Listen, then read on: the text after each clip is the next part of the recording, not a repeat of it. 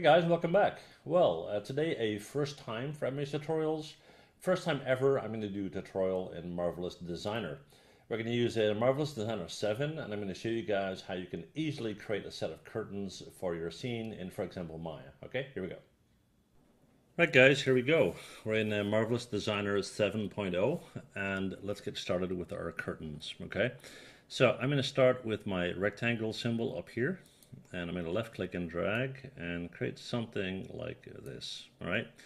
Now this is actually going to be a placeholder. Once I simulate my curtain, gravity will kick in and I don't want the curtain to fall on the floor. So we're going to right click on this guy and we're going to go up to freeze. Okay, so that will stay in place. Next, we're going to take that rectangle again and we're going to make another rectangle but wider than the original one. And we're going to pull it down to about there. We're going to do one more, even wider than this one, to about there, and then we're going to go back in, and then we're going to do one approximately the dimensions of the original one, okay? Now, believe it or not, this is basically it, okay? I'll show you how that works. We're going to go to the symbol next to the sewing machine here, so we're going to go to segment sewing, the second symbol, okay? We're going to click on it. And once you hover over these elements, you see how that blue line pops up. We're going to click on that blue line and we're going to click on this guy. Once we do that, you see that threads or lines show up in our 3D view. We're going to continue to do that here as well. So 1 and 2, and we'll do that here as well, 1 and 2. So now everything is connected. Now the one down here is going to be a design element. And the reason why we're taking a rectangle that's wider than this one is in order for us to create folds in our curtain, okay? So with this all in place, it's time to run a simulation. And the cool thing about Marvelous Designer is while the simulation is running, the only thing you have to do to stop it, freeze frame if you will, is just to hit the space bar.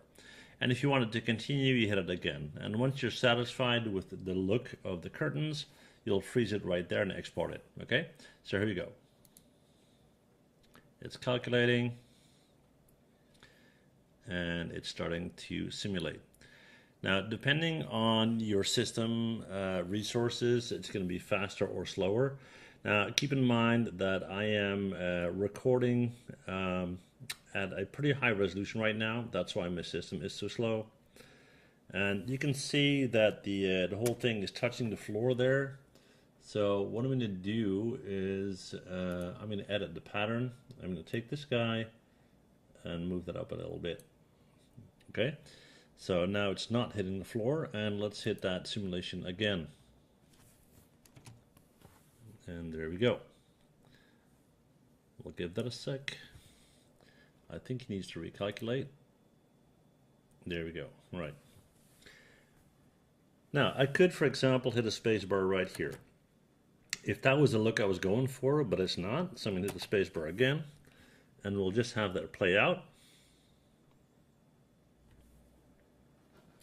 And I'll kind of move in a little bit so you can see it, see what's going on here. Pretty neat, right? Okay, so I'm going to hit the spacebar right here. Let's say that this is the look that I'm going for, okay? If that's the case, I only have to go up here, drag, select everything, and then I can simply go up to File and Export. I can export this as an OBJ, I can export parts as OBJ, FBX, and so forth. I can even export a Limbic cache if I want, all right? So that's all there's to it, guys. Hopefully you enjoyed this little tutorial. If you want to see more Marvelous Designer videos, please let me know in the comments. And that said, thank you guys for watching, and see you guys next time. Bye.